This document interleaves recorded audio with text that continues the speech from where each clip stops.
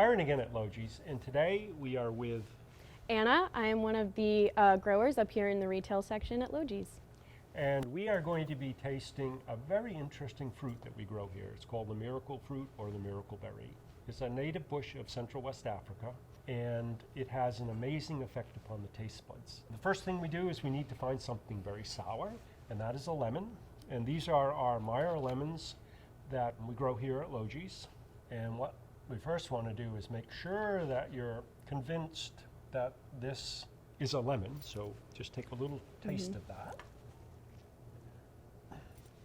Definitely a lemon, definitely sour.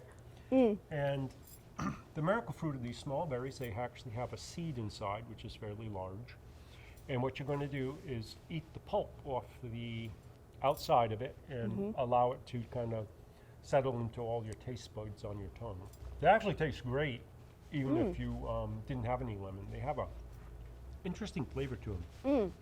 It's sweet, but it has a, I might call it almost a heaviness. Yeah. It's actually quite delicious. So now you've had it settle into your taste buds, try that and tell us exactly how sweet that lemon is.